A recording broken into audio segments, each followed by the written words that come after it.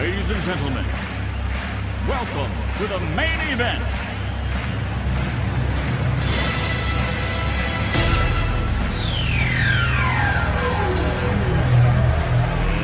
Let's get ready to rumble!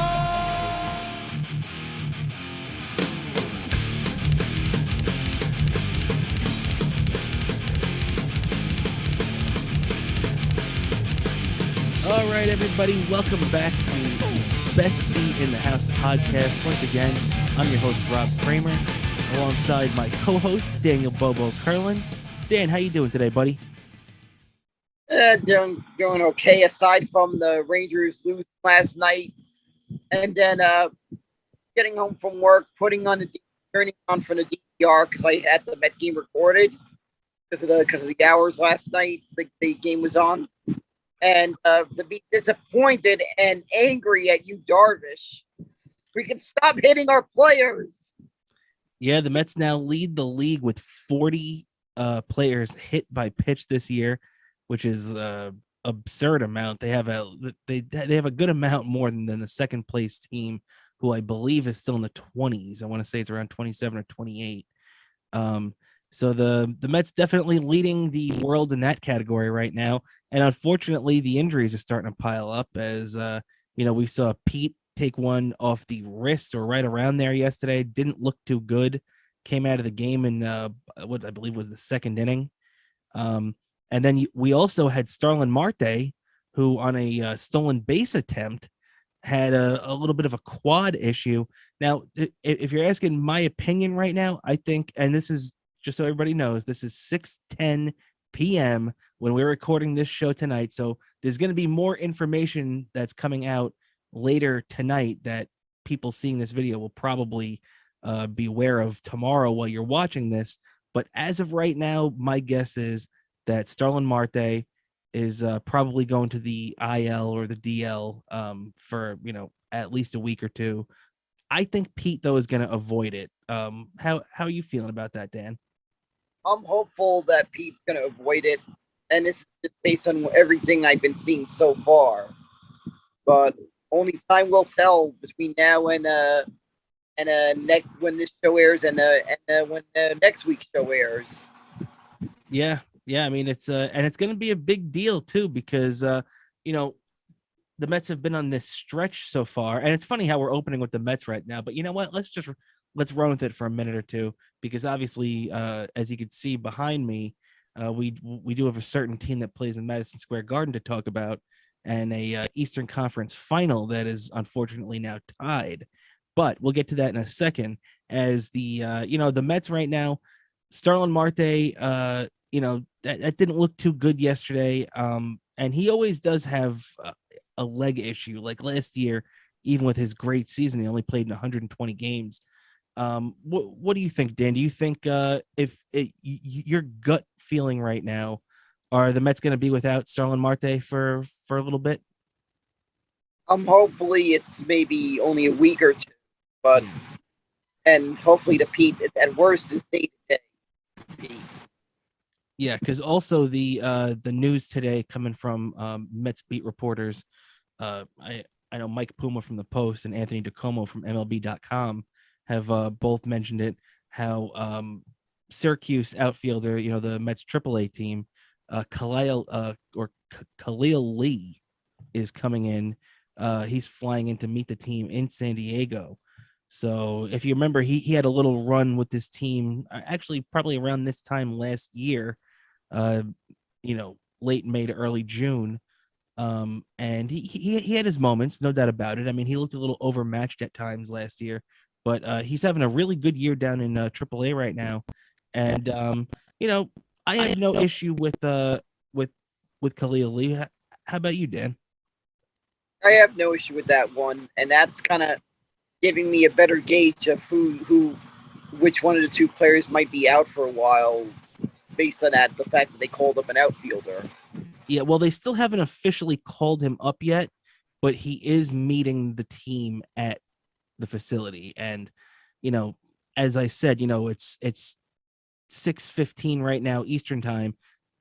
Over in San Diego, it's obviously 3 hours earlier. So they still have a little bit of time to go before game time tonight, which is 7:40 local time out west. Or no, I'm sorry, 6:40 local time out west, 9:40 Eastern time. So they still have some time to work with. It'll be very interesting to see what the Mets decide to do. But my gut feeling right now, especially since they're taking the precaution of having Khalil Lee meet them out there, is that we're going to be missing Starlin Marte for a couple of weeks. But you know what? Let him get healthy if that's the case. No reason to rush him back, just like Jake and Max Scherzer, because the Mets are 18 games over 500. They're 38-20 right now, Dan. I mean, I'm blown away by this, right? How are you feeling about this? I'm stoked about this. Like, this is really rarefied air that I could say that word first place right now. It's not often I get to say this, and it's happening in June. I'm able to say this. Yeah, it's an 8-game lead right now the Mets have over the surging Braves right now. The Braves have won 7 of their last 10, including a 5 or 6 game winning streak, whatever it is. They've been playing very good ball. The Phillies have also been playing good ball lately, and the Phillies are still, I believe, 11 games out or 11 and a half, whatever it is. So the Mets still have a pretty damn good lead in the division, as the other teams are just starting to wake up a bit. One other thing before we get into the Rangers full on here, what do you think about the Phillies firing Joe Girardi? That was a kind of shocking development. Yeah, kind of did shock because Girardi seems to have a good credibility at managing and rallying up his team. So this one kind of caught me by surprise, but I guess it wasn't going that well with the players and their manager. So I'm guessing it was happening. Yeah, I agree. I've always been a fan of Joe Girardi, dating back to even when he was the Florida Marlins manager back in 2006, when he was managing that young team with guys like Dan Ugla and Hanley Ramirez and Anibal Sanchez, a very young Florida Marlins team. And I've always been a fan of Girardi. As a matter of fact, he was my pick. He's the guy that I wanted the Mets to hire back in October of 2019 when Brody Van Wagenen and Jeff Wilpon landed on Carlos Beltran. And we remember how long that lasted, as Beltran ended up being fired by the Mets in January of 2020 before COVID even broke out. Beltran was gone. And then we obviously ended up with, Luis Rojas for, at one full season and the other 60-game season. And you know what, though? If it meant that we had to wait 2 or 3 years, whatever it was, for Buck Showalter, it was worth it, right? Worth it. So far, so good.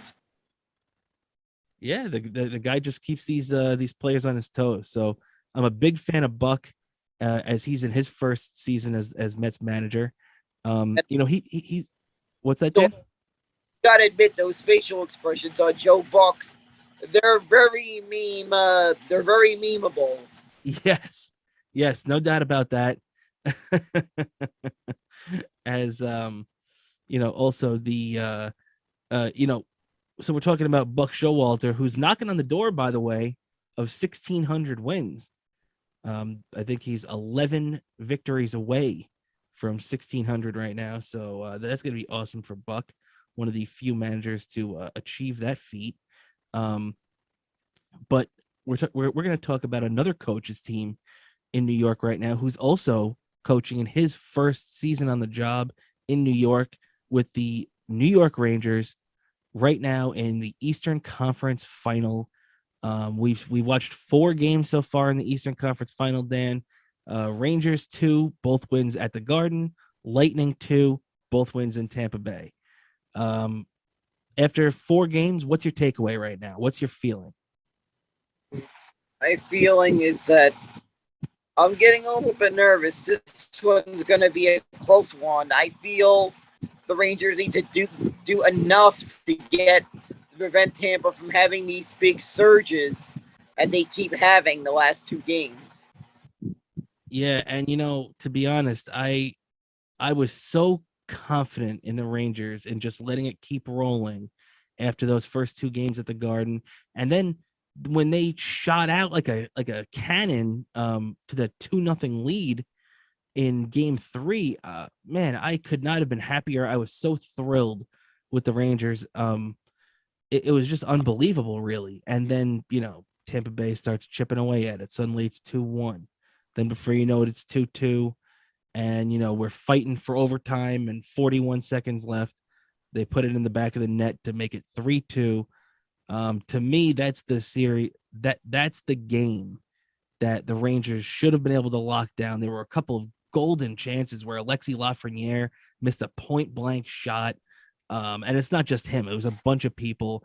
There was a soft goal or two in there from Igor, which you can't take anything away from Igor, even if he allows a soft goal, which he also did in the 4-1 loss that followed Game 3's 3-2 loss in Game 4, the second game in Tampa Bay. Igor's been phenomenal. 2 bad games in Tampa. Dan, what do you think the odds are that they rebound, come back in Game 5? Do you think we extend the franchise record 8-game home playoff winning streak at the Garden to 9 in Game 5? I have a feeling we're going to do this. So far, Gerard Kurlan has been really good at rallying this team, and it wouldn't surprise me at all. Yeah, I agree. It would not surprise me at all to see this team bounce back. We've seen it all playoffs long. I mean, right off the bat, let's just take a look at the 2 really most pivotal games through the first 2 rounds in a negative way was Game 4 against Pittsburgh, where the Rangers just didn't even show up. Lost that game 7-2. They got beaten so badly to fall into that series down 3-1, heading back to Game 5 at the Garden. That was one of the worst games they've played this postseason. And then look at that. They didn't lose again that series. They won in Game 5 at the Garden. They won in Game 6 in Pittsburgh, and they won in Game 7 at the Garden. Also, looking at the second round, Game 5 against Carolina. Terrible game. They lost 3-1. They had no offensive mojo in that game. They looked out of it from the beginning. Gallant called them tired after the game and just were talking about how they were losing the battles and everything to Tampa Bay. Tampa Bay looked more hungry, he had said. And look at that. Same thing. After a bad performance, they turned around and did not lose a game for the rest of that series. They won Game 6 at the Garden and then became the first team to win in Carolina this postseason, eliminating the Hurricanes in Game 7. I just gotta say, there is a couple of factors here. How much do you think Ryan Strome being injured played a role in that poor performance in Game 4?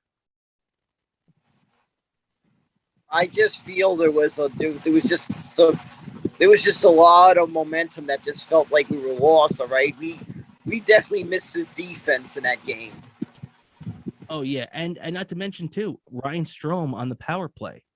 I mean, Ryan Strome fits right in on that power play with Fox and Zibanejad and Panarin and Kreider, and they're a unit that's been the best unit this postseason, and one of the top 2 or 3 units in the regular season for the power play. And to not have him there, he's kind of like the straw that stirs the drink on that power play. He keeps it going. He keeps the motion. He keeps cycling it and keeping everybody touching the puck and everybody involved.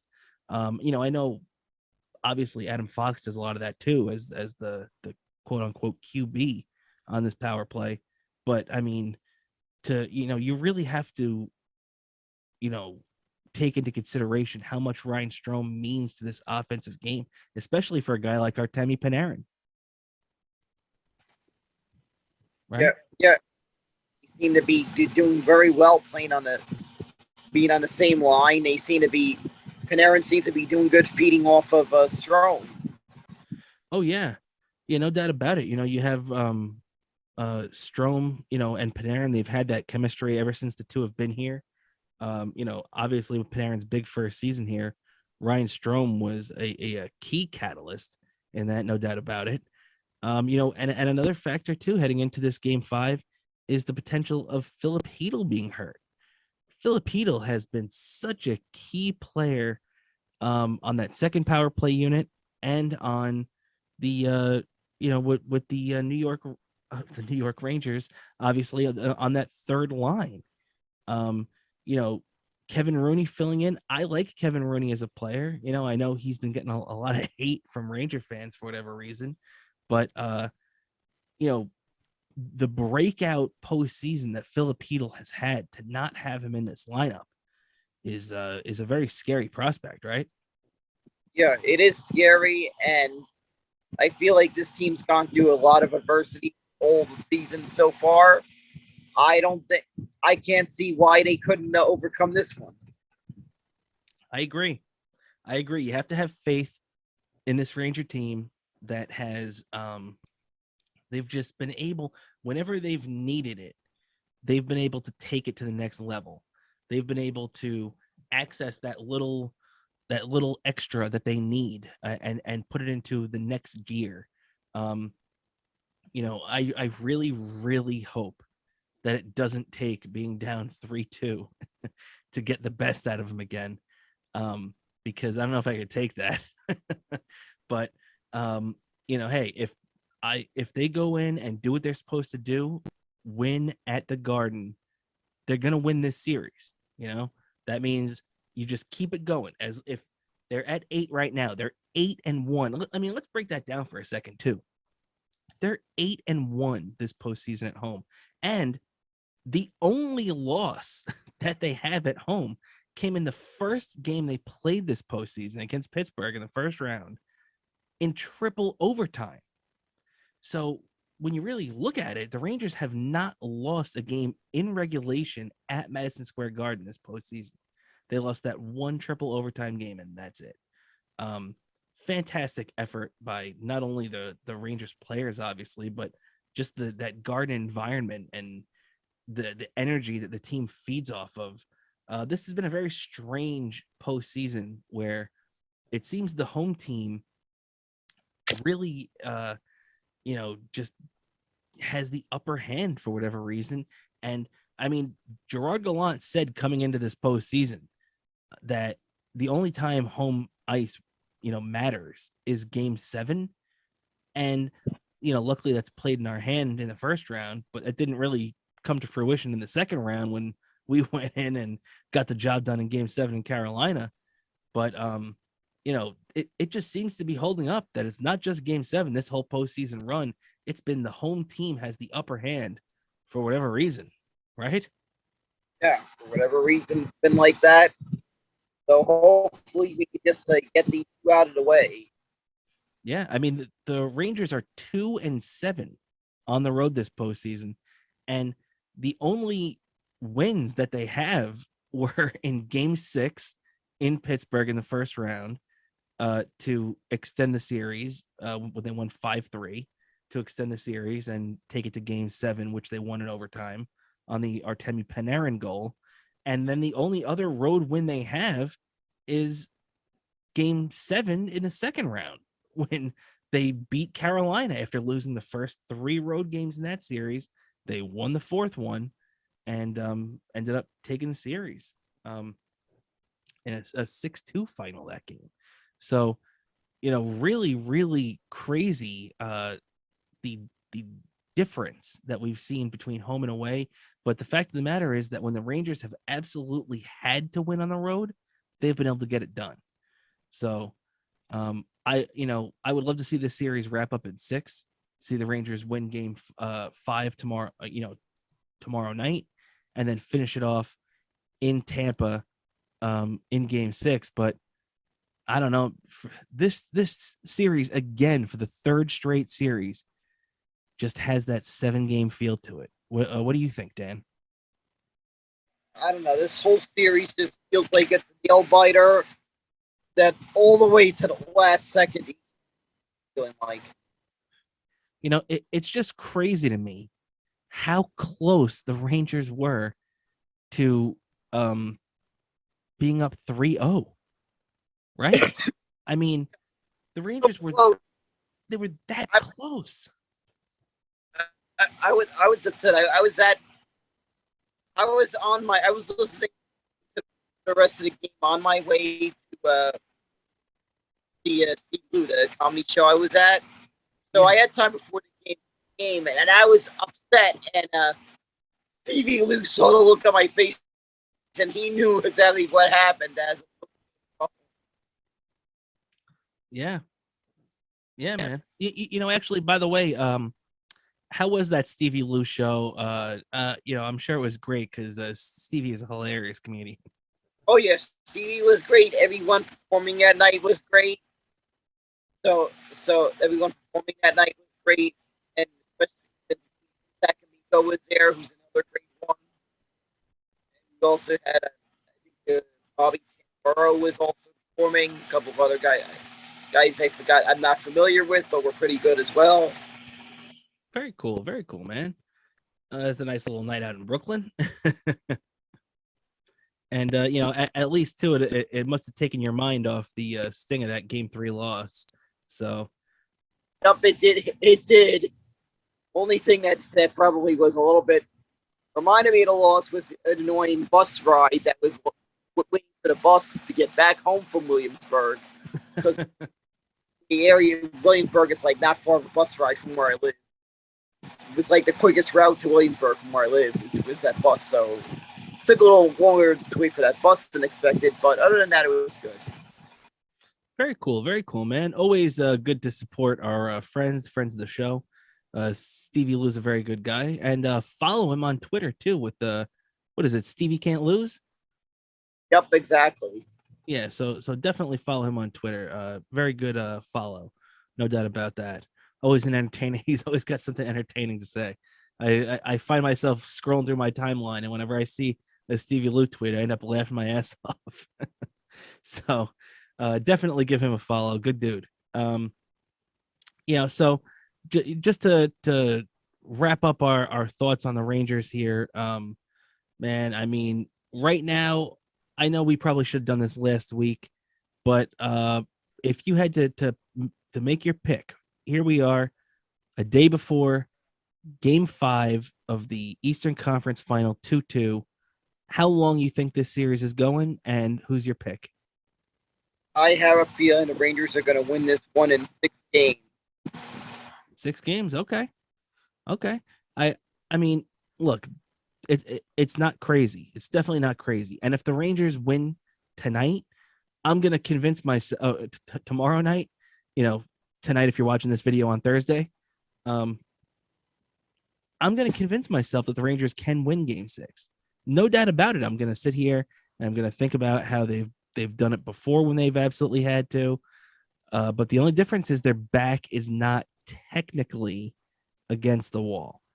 I mean, it's not if they win Game 5 at the Garden, it's not going to be an elimination game. And does that matter? Who knows? But this just feels like this is going to go 7, and I really, really don't want it to go 7, especially with how close we were to being up 3-0. I just can't believe the turnaround. John Cooper said the other day that he feels like his team has been the better team since late second period in Game 2. How do you feel about that, Dan? Do you think that Tampa Bay has sustained the play since then? No, I don't feel about that. All right, I feel like the Rangers have gotten so many chances. This could have easily been three. This game, it could have been easily three. It could have been 3-0 going into Game 4 yesterday. Yeah. We were that good. We just had so many opportunities. I saw a couple of missed shots we had. Yeah, I agree, man. I mean, to me, in the first 3 games, the Rangers were the better team. I don't think there's any doubt about it. I think Tampa Bay started showing a little bit of that fire at the end of Game 2, and they couldn't pull anything off and ended up losing 3-2. But Game 3, I just think they flat out snuck up and stole it on the Rangers. I think the Rangers fell asleep at the wheel. They were up 2-0. I'm not going to say they were getting cocky. I'm not going to say they thought they buried, Tampa Bay. But the fact of the matter is, when you're up 2-0 in the series, and then you go up 2-0 very quickly early on in game two, it's tough to keep your foot on the brake. And, well, I guess you end up putting your foot on the brake, but it's tough to keep your foot on the gas, and, you'd think that they'd be able to do that, but sometimes it just happens, and there's nothing you could do. There's a reason why Tampa Bay has won the last two Stanley Cups, and it's also not shocking that the guy that got them on the board yesterday first was Pat Maroon, a guy not known for his goal scoring ability, but his third or fourth line grittiness. And this is a guy going for now his fourth straight Stanley Cup. He was on that 2019 St. Louis Blues team. So, I mean, this is just a team that's just stacked with playoff experience and grittiness. And this is why it can't surprise you that even though the Rangers, and look, the Rangers were due for a stinker against Tampa Bay. Tampa Bay's a good team, especially at their house, So obviously, look, game 4 was going to happen. Not a big deal. You shrug it off, you move on, and you hope the guys come back and play better.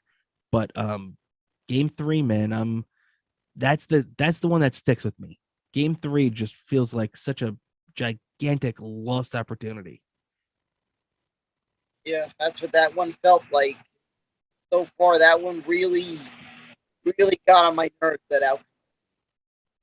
And now the thing that really worries me too is that right now they're saying that Braden Point, a guy who set all kinds of records with his goal scoring ability the last few years in the playoffs, single-handedly took the Islanders out for the most part last year, where he was just scoring a goal every single day, every single game. Every time he turned around, Braden Point was putting in a big goal.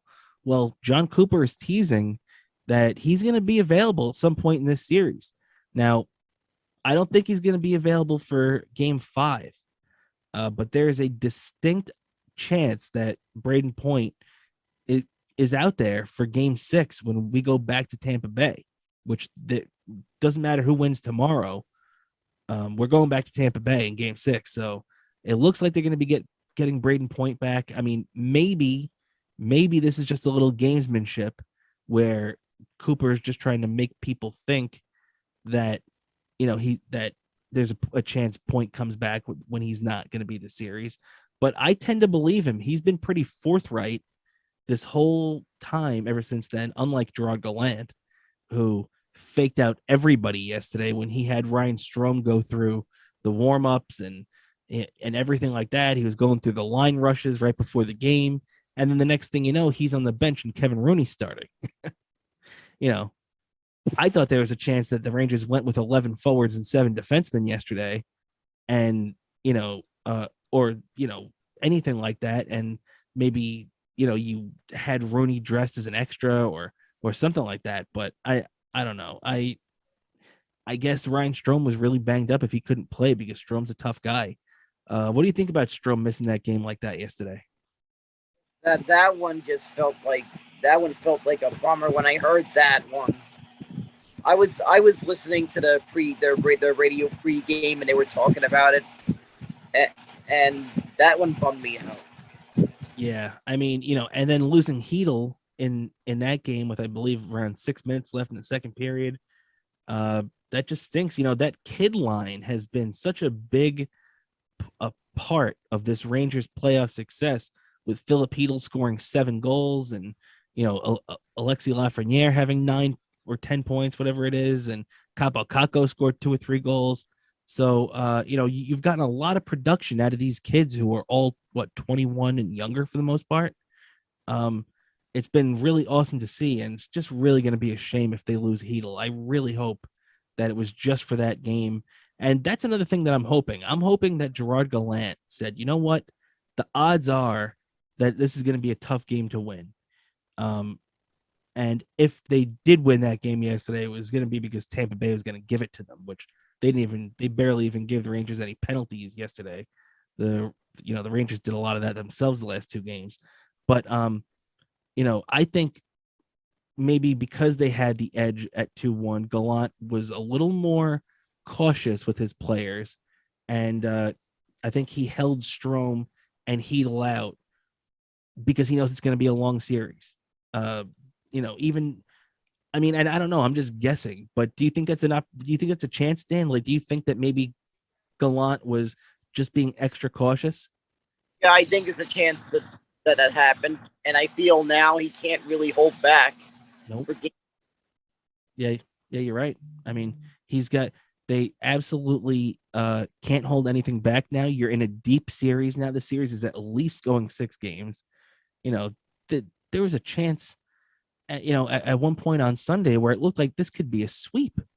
I mean, and look, even if the Rangers won game 3, there's still a very good chance that game 4 would have gone exactly the same way, because Tampa Bay is a good team. They play really well at home, and they've won 2 straight Stanley Cups. But that's why that pivotal game in this series is going to be that game 3. And you just got to hope, I really thought in game 2 against Tampa Bay, I'm sorry, in the second round, the second series against the Carolina Hurricanes, that first game where they had a 1-0 lead up until about 2 minutes left, when Sebastian Aho came in and scored that goal, took it to overtime, where the Rangers would eventually lose. I thought the Rangers lost that series that night, because when you, especially in the playoffs, when you have games like that you cough up at the end or just hand to the other team, that usually costs you in a playoff series. And the Rangers rebounded. So you know what? I have full confidence that even though they handed that game and getting back into the series to the Lightning on a silver platter, they completely handed it to them like that. I think there's a very strong chance that the Rangers rebound, take this game 5, and once again take control of the series. Are you with me on that, Dan? With you on that one. Hopefully they'll do that and send it to hopefully be in front of what will be hopefully a number of New Yorkers that'll find their way to Tampa as always. Yeah, the Rangers have had a very good showing down there in Tampa Bay for those 2 games. A lot of Ranger fans coming out, definitely more than there were in Carolina, even though that there were a pretty good amount in game 7 of Ranger fans down there in Carolina. So that's the thing that is just funny about this series right now. It looked like it could be a sweep, and now we're definitely going to 6, and there's a chance of 7, depending on how much life both these teams have left in them. So we got a lot of fun hockey ahead of us still. Thank God that it's June and the Rangers are still playing. So let's just be happy about that. We can enjoy the fact that our team is one of the final 3 teams now, right? Exactly, and hopefully next week still got this beard on. What's that? Hopefully next week I still got this playoff beard on my face. Exactly. A little thicker playoff beard, as the Rangers hopefully at this time next week, the Rangers would be the Stanley Cup final would be underway, as game 7 is supposed to be the latest, June 14th. What also be very interesting is that on June 14th, Justin Bieber is supposed to play at Madison Square Garden. So if this series goes 7 games, the Rangers have the distinct honor of being able to cancel a Justin Bieber concert. So that's pretty cool. Ask me, anything that cancels or delays Justin Bieber concert is a good thing, right? I'm with you on that, buddy. That is torture. That could, if someone wanted to use it to torture me, a torture Daniel playlist, Justin Bieber would be on that torture Daniel playlist. All right, now that we got the Rangers out of the way, and we did talk some Mets early on, I definitely want to talk some Yankees and Mets right now. But as I'm looking here at my phone right now, we do have some breaking news coming from Anthony DiComo, who covers the Mets for MLB.com, saying that Pete Alonso is not in the lineup tonight. Is actually, believe it or not, Pete Alonso had a 151 consecutive game streak that would have challenged at some point this year, if he hadn't missed a game, Jose Reyes's record for the Mets of 200 consecutive games. Very funny that Jose Reyes has that record. I never knew that. And also 200 consecutive games played is the lowest of any major league franchise. So, what's that? IL the news or No IL yet at least, but he's not going to be in the lineup tonight. The hit by pitch yesterday, they still haven't. All they've said is that the X-rays came back negative, but he was sent for an MRI today and everything because there still could be a fracture, even though the bone's not broken. So I still think that them saying that he's just not in the lineup tonight is a good sign. That means he'll probably only miss a couple of days, and I don't foresee him going on the IL. Starling Marte, on the other hand, is also not on the lineup tonight, and they have no other news on him at all. But like I said, I'm still pretty sure he's going to end up going on the IL before the night is over. Okay, no Alonso in the lineup tonight. Dan, what's your instant reaction to that? that one doesn't surprise me. Even if there was any major concern, the IL, he was probably going to not be in tonight. I think be into lunch. Yeah. So I agree. Look, as long as he's not going on the IL, let him take a couple of days, get healthy again. It looks like they're not calling up Dom Smith in this. Dom went down to AAA about a week or so ago, right around there, and he's played a couple of games at AAA now. He actually did hit a home run, which he hadn't done and hasn't done at the major league level since July of last year. Crazy to actually think about that. But yeah, Dom Smith is down in AAA now. They were looking for a pitcher. They needed to send somebody down. Dom has some options left, so which is why they sent him down in the first place. Let's just flash back to that for a second, Dan. When the Mets sent down Dom Smith, what was your immediate reaction to that? Did you think that was actually a good move?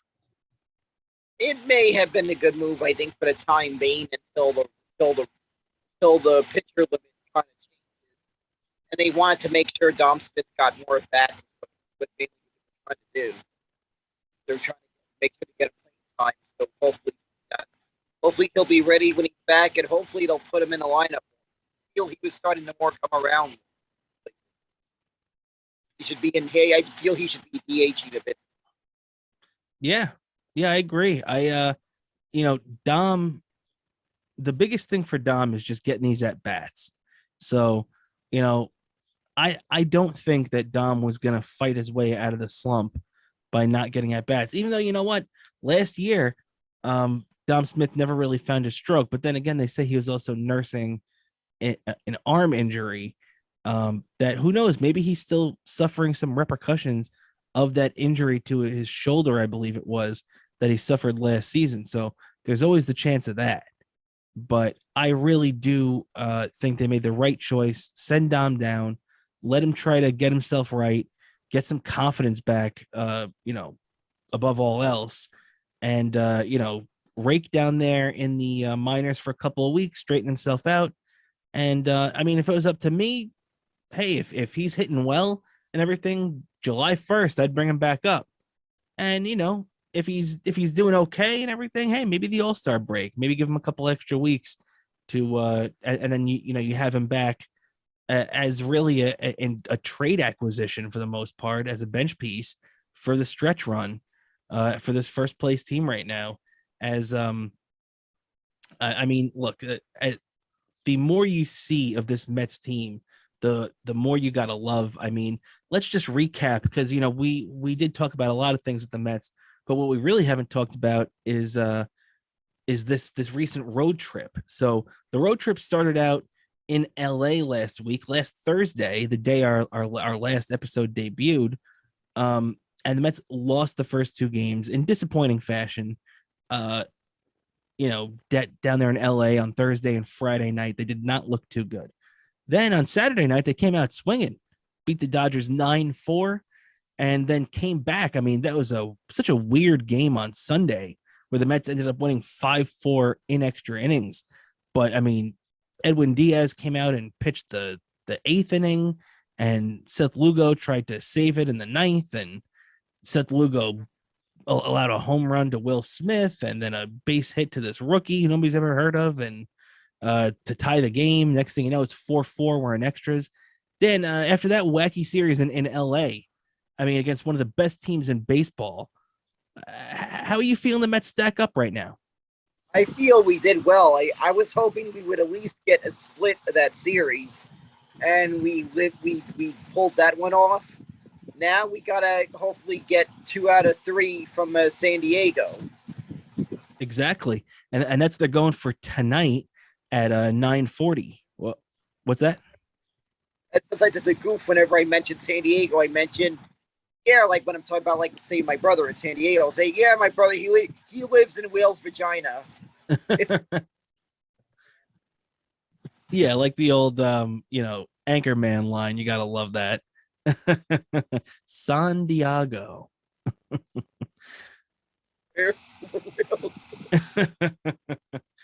But with the Mets, so they won that first game in San Diego. That was a great game, 11-5. And how awesome was it to see Eduardo Escobar, who's had a rough year to this point, a likable guy, a steadying defensive force at third base, I believe. And then he comes out there and just has a great day, hits a home run, drives in 6 RBIs, goes for the cycle. First Met to hit for the cycle since Scott Hairston against the Rockies 10 years ago. Got to say, I mean, so we got a no-hitter and a cycle this year. It's feeling like a good year to me, right, Dan? Yeah, that sounds like a good year so far. I went nuts when I bet this was a game that happened maybe late the night before, but after work of watching it, I went nuts after that. No doubt about it. Great win out there in San Diego. What's that? I said I was eating my post-work breakfast. Yeah. Happened. Yeah, as you're watching the game on the DVR the following morning. Really awesome game. You just got to be so happy. And you know what?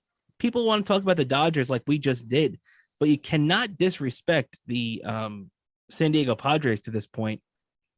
As you know, you mentioned Yu Darvish. Obviously, he's on the as we borrow from the East Side Dave show. He's on our Shizer list because he hits Pete, right, Dan? Exactly.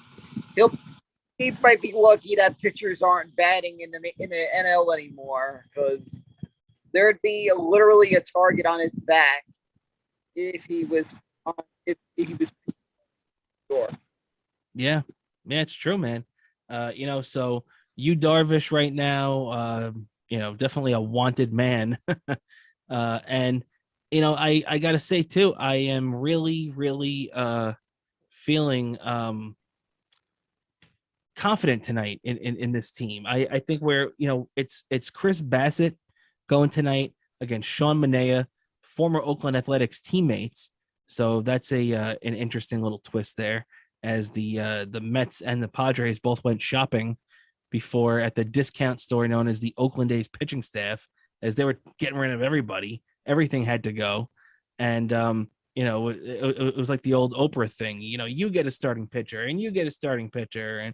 And the Mets and the Padres were both lucky on that one, as they came away with 2 quality guys, and they're meeting up tomorrow or tonight, as it were, in a big game out there in San Diego. No Pete Alonso. Looks like we're probably going to be seeing JD Davis at first base again. I'm going to check to see if the lineup is out one more time. But how do you feel about that, Dan? Do you like Davis at first base, or would you prefer that they bring back Dom Smith from the minor leagues? I feel it's kind of too early to tell how well this works. It's only been 2 games, so we really don't know. It'll be over time. Are we going to really truly know how this move by Buck Showalter will turn out? That's true. And JD Davis has actually played first base in the major leagues before. He played there a bunch for the Houston Astros in 2018 in his last season there in Houston. And Buck Showalter actually said before the game the other night that JD went out and actually purchased a first baseman's glove a couple of weeks ago when they sent Dom down, just so they had him in an emergency first baseman situation. And I think JD's looked pretty decent over there. Buck also said he regretted not getting him too many reps there in spring training, but with Dom on the team, I don't think anybody really thought anybody else was going to be needed there. So that's understandable. But and you know what too? He made a couple of nifty plays over there at first base. Did you see when he barehand caught the ball the other night? If I saw that, that was a good play he made there. That was a little scary too. When I was thinking to myself, you better hold on to this freaking ball, right? Exactly. It's always scary, but some hate it. Luckily, they pulled that off. But actually, too, I have some breaking news as the Mets lineup has been released. So I'm going to tell you this lineup. And ladies and gentlemen, you're going to get to react with Daniel Bobo Kurlan right now to this Mets lineup that has come out for this San Diego game tonight. Brandon Nimmo is leading off in center field, followed by right fielder Mark Canha. Shortstop Francisco Lindor is batting third. JD Davis is cleaning it up at first base in the number 4 spot. Eduardo Escobar, fresh off his cycle the other night, starting at third base and batting 5th. Jeff McNeil is in left field again tonight, hitting 6th. As they get Luis Guillorme back in the lineup tonight, he's at second base, batting 7th. Tomas Nido continues, and his bat's showing some life lately. I've definitely been a fan of Tomas Nido. He's catching and hitting 8th. And finally, Nick Plummer will be DHing tonight and hitting 9th. So off top of your head, Dan, instant reaction. How do you like that lineup? It looks like we might have a decent lineup. I mean, it's going to be like a tough to fill the void that's left, but I'm sure we can hold up very well as long as, especially Lindor keeps hitting the way he is, and Nimmo and McNeil. Yeah, Nimmo has been getting on base at an incredible clip this year. Obviously, it's so great to see the rejuvenation of Jeff McNeil and just coming back. You just see how good that guy is. He's such a great hitter. Luckily for us, last year was the weird year for him where he couldn't get out of his own way, had a very tough year. But love what I'm seeing out of Jeff McNeil this year, hitting over 310 again. And right back in the middle of things. Yeah, I definitely love that lineup, no doubt about it. I think I think the Mets have they can cover up the loss of a guy like Starlin Marte. I mean, obviously, like you said, Pete Alonso leaves a big gap in that lineup. I love JD Davis, but him filling in there in the cleanup spot is a little bit lacking to me. It feels like there's an abyss in the middle of our lineup. No offense to JD too. I'm just comparing him to Pete. And when you look at Starlin Marte, as much as I do love Marte, and I think he brings a lot to this game that the Mets needed, I think the Mets cover up the loss of Starlin Marte a lot better than they do Pete Alonso. What do you think about that, Dan? I think that one they did a good job covering up that loss. Yeah, because I mean, when you really look at it, I mean, you have, Alonso, obviously at first base is the guy that everything builds around. But I mean, a lot of the time Marte is hitting second in the lineup, and that's big. And if you replace him with Canha out there, and you still have Nimmo in the outfield along with in today's case Jeff McNeil. I think that looks pretty good to me. I mean, especially when you're slotting in a guy like Luis Guillorme, who has played great offensively this year, which is a plus for him, and he's always great defensively, as you saw. Did you see that nice little play he made yesterday, actually, during the loss when he threw the guy out at first base, right? Yeah, that was a great play he made. Yeah, Yeah, kind of like an off balance throw to first base and everything. Just a great play. And that's what he brings to this team, right? exactly. Yeah. And, so when when you're looking at this Mets team right now, I think losing one outfielder for a couple of weeks is definitely going to hurt a lot less than losing a Pete Alonso for, any given amount of time. I mean, even a couple of days, not having Alonso in that lineup, the man leads the National League. He leads Major League Baseball in RBIs. He's right up there with the third baseman Ramirez out there in Cleveland. So, these two guys are neck and neck. And Alonso, he's making a case this season right now. He's played at a level where he is definitely MVP worthy this year. He's in that conversation. And for the Mets to take that next step, that's exactly what they need at him, right? Yep, exactly. They needed a monster year. So far, Yeah, and so far Pete's given it to us. So I think we're just about coming to the end here. But I do want to mention before we are getting out of here, our I mean, look, obviously our focus has been on the Rangers for the last 6 weeks, probably longer than that, especially since the playoffs started. And obviously a lot of our focus is on the Mets too, because we're both diehard Met fans. But I just have to sit here and I have to take a moment every week to just gush about the Yankees for a couple of minutes. I mean, and I know, a lot of Met fans aren't going to want to hear that. And probably most notably my co-host Daniel Bobo Kurlan. But I mean, look, Dan, we're Met fans, but we got to be fair. We got to give it to the Yankees. They are 40-15 right now. This is ridiculous. yeah, they're having a good season, and like I've said before with this Yankees team this year, it's going to go down to they're going to be good, but we're going to have to wait and see how they're good when they're playing against teams that have good pitching.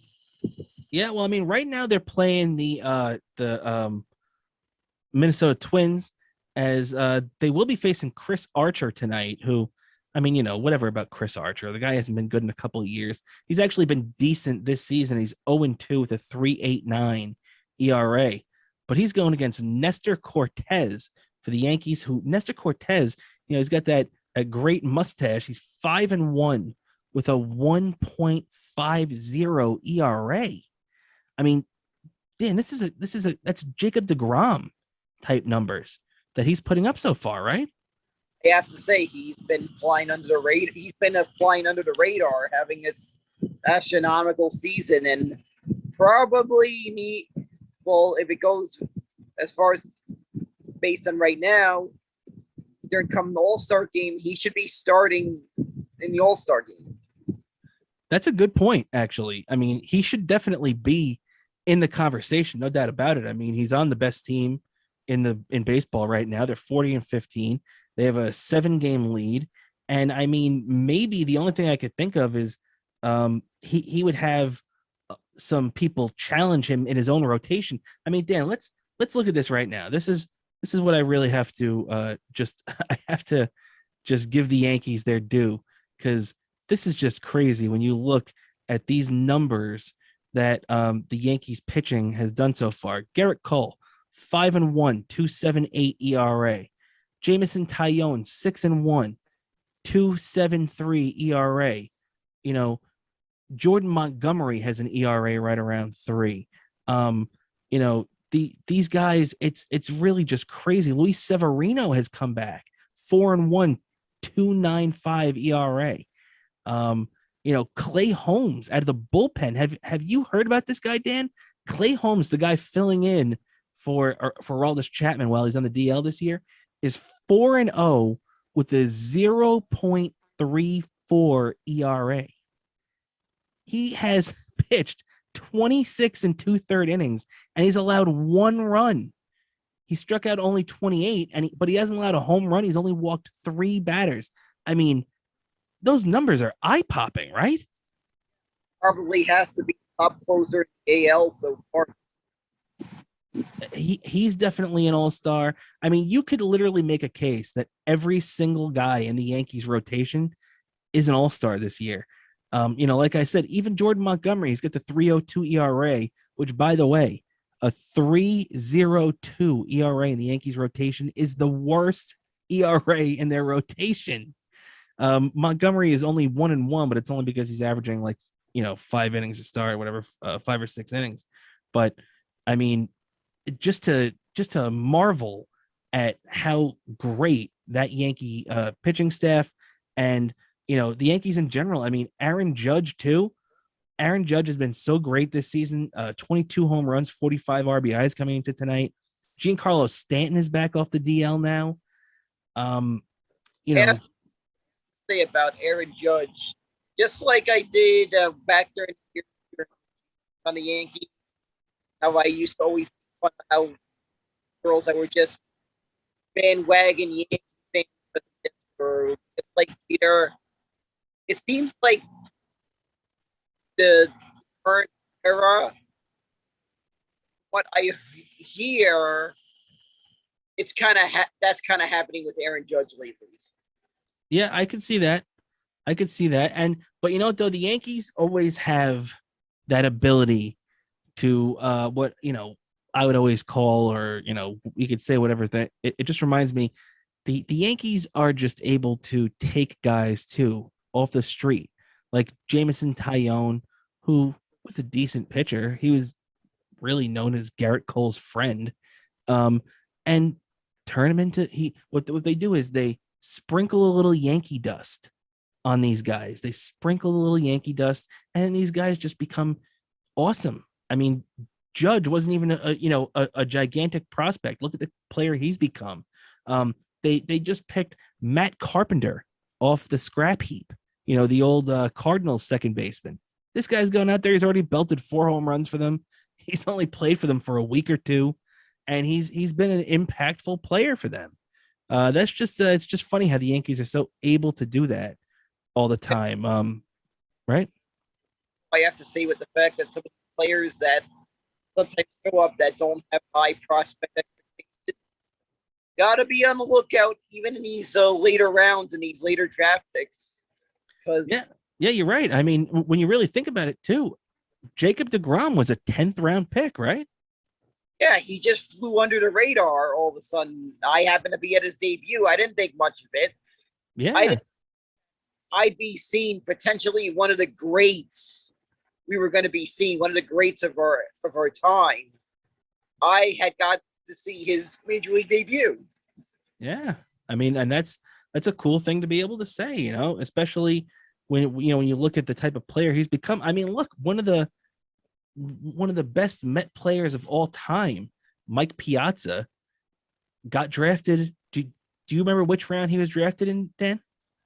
Or I think it may have been the last round of the draft, if I remember correctly. Good call. It was the last round of the draft, which back then, in I believe 1988, when he was drafted, was the 62nd round. And I got Tommy Lasorda, because Tommy Lasorda was friends with Piazza's father.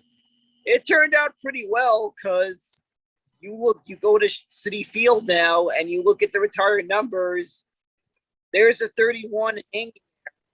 You're right about that. And speaking of that, actually, before we finish up on the Yankees, because of course we got diverted with the Mets for a second, but I just want to just finish up with them in a second.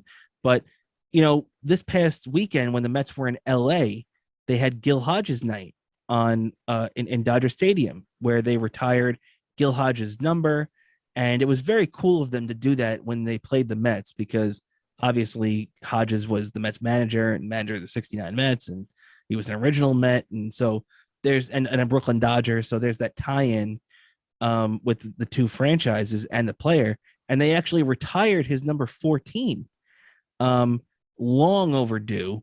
Very awesome and classy job by the Dodgers, who retire a great man, his number, a great player, a guy who was a championship player for them back in the 50s and really just the 50s and the 40s, actually. I think too he played for the 40s with the Dodgers. But also it made me think that now the Mets and the Dodgers have both retired 14 in honor of him, and the Mets have Piazza's number retired. Do you think there will be a day where the Dodgers, Piazza's a Hall of Famer. He's a former Dodger, and he built a lot of that resume with the Dodgers. Do you think there will be a day where 31 is retired for the Dodgers as well? I feel it could happen. Might be a while before we see that happen, but I feel it could be a very realistic possibility.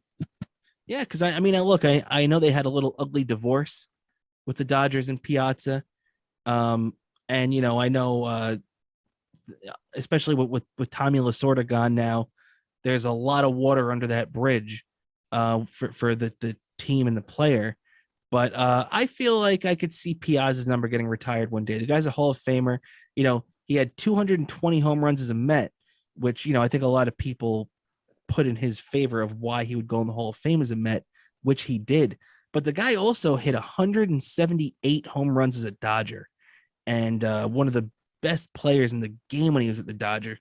He had that year where he hit 362 in 1997. He hit 362 as a catcher. He played in 150 games, and he would have won a batting title if it wasn't for Tony Gwynn having just another crazy Tony Gwynn type season. So that's how good Piazza was, especially as a Dodger.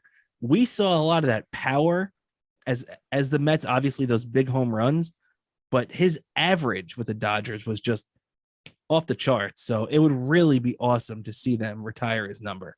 So that's me getting up on my pedestal for that today. And just to wrap up here though, the Yankees are playing the Twins now.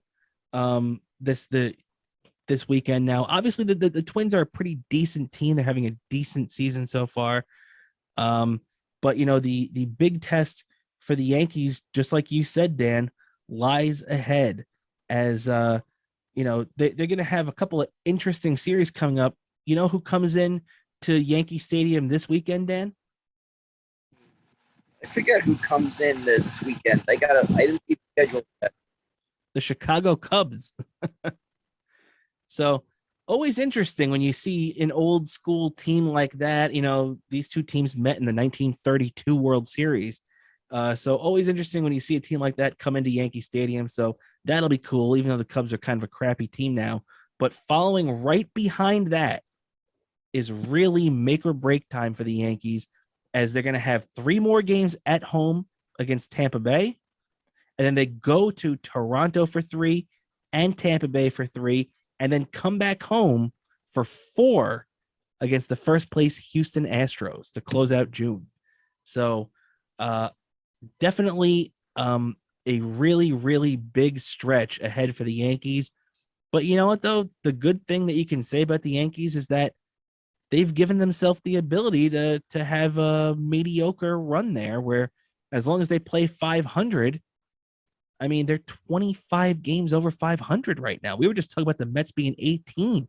The Yankees are 7 games better than that. It's just mind-blowing to me. Still, the Yankees are at least shoo-in to at least make the play. Yeah, no doubt about that. But I mean, when you look at that run of teams, that's just what you were just talking about. Let's see what they do against these upper echelon teams. As Keith Hernandez would say, the first division teams, as opposed to the bad teams who are the second division teams. So it's going to be really cool to see how the Yankees have done. I mean, their pitching is primed and ready to go. Their offense has been great. Maybe they hope to get a little bit more out of a guy like DJ LeMahieu or Gleyber Torres. But I mean, you got Aaron Judge playing like MVP candidate over there. You're getting back Giancarlo Stanton. Rizzo has his moments every once in a while. I think the Yankees are on a pretty good trajectory right now. How about you, Dan? Yeah, they look like they're on a trajectory. They're gonna at least. I don't know if it's gonna be they're gonna win the division or a wild card, but it's pretty much a showing that they're gonna be in the play. Yeah. And this is the first time, 2022 is the first time since 2006 that both the Mets and the Yankees open up June with sole possession of first place. So, it's been a while since we've seen success like this at the same time for our two teams. So, hey, you know what? Let's just kick back and enjoy it. Enjoy this summer because it's going to be a fun one. In about a month, we're going to be getting hit with all these trade rumors coming for the Mets and the Yankees, and we're going to be keeping our eyes out for the guys coming back. I mean, obviously for the Mets, it's going to be Marte in a couple of weeks, and Max Scherzer and Jacob DeGrom, who DeGrom is starting to get real close, man. He just threw a bullpen session the other day. I'm starting to actually get pretty excited about seeing Jacob DeGrom pitch. How you feeling right now? Yep, I am. I'm ready. I'm ready to jump the gun on buying some tickets for the second half of the season. Let's put it this way. Exactly. Start buying those tickets, start filling those seats because there's going to be a lot of people coming to watch these two baseball teams this summer. It's going to be a fun year, and who knows, maybe at the end of the year, I kind of hope not as a Mets fan because I if the Mets get this far, I don't want to share the World Series again. But we very well could be looking at another Mets Yankees Subway World Series. What do you think about that? Well, I do got up a little bit of New York sports history. The Brooklyn Dodgers had lost the World Series for so many years in a row. Here they finally won it, and I feel the Brooklyn Dodgers, they're like the ancestors of the Met fans. Yep. The fan base, I feel, is descendants of the Brooklyn Dodger fan base. I agree. I definitely agree with that. And finally get that one championship in Brooklyn, 1955. Yep, they beat the Yankees, Game 7, no doubt about that. Would it be we finally win it? Yeah. It was, and I mean, the crazy thing about that too is that the Dodgers had lost to the Yankees in the World Series in 1947, 1949, 1952, and 1953. So they finally got the monkey off their back when they won the World Series in 55, and then they came back in 56 and lost the World Series again to the Yankees. So, hey, but it's all about getting that one because the 55 Dodgers will live on forever. Kind of like the same way like the 69 Mets will, they're kind of in that same breath.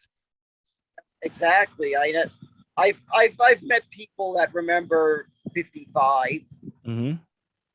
very highly of it they spoke very highly of it to this day. No doubt about it. Definitely one of the great achievements in sports, especially Brooklyn sports. Getting that World Series ring, very cool. The bums of Brooklyn finally got it done. But and with that, I think we're gonna call it a show here, ladies and gentlemen. Thank you for sticking around with us and watching the whole show. We've had a lot to talk about, no doubt about it, with our Rangers and the Mets and the Yankees, all that success going to our heads. Before we get out of here, Dan, give yourself a plug. Sure, you can find me on Twitter, Bobo103 NYC. You can also find me on Instagram, Bobo718DK, and Daniel Kurlan on YouTube for plenty of my YouTube comments and even some fun videos I could upload there. Absolutely. Give Danny a follow and a like over there. And, also you could check us out. If you're watching this video on YouTube, give us a subscribe, please. We, as long as you think that we earned it. Also follow us on Twitter. You can follow my personal account at Cramer NY, and also our show's account at BSITH, that's Best Seat in the House _podcast. So check us out there. Also at Best Seat in the House on Instagram as well. Best Seat in the House podcast. So thanks again for sticking with us here. Check us out for on social media. We got a lot going on there with Trivia Tuesdays and a whole bunch of fun stuff that we have going on. Always something going on, no doubt about that. And you know, do you have anything else to say, Dan? That's about it I have today. Stay tuned. Oh. Next week, this beard is still around. You got that right. Let's hope our beards are still going. Let's hope the Rangers are still alive, and we're opening the Stanley Cup final in Denver, Colorado. You can't ask for a better ending than that. With that, I'm Rob Cramer. This is my co-host, Daniel Bobo Kurlan, and this is the Best Seat in the House podcast. Catch you next time.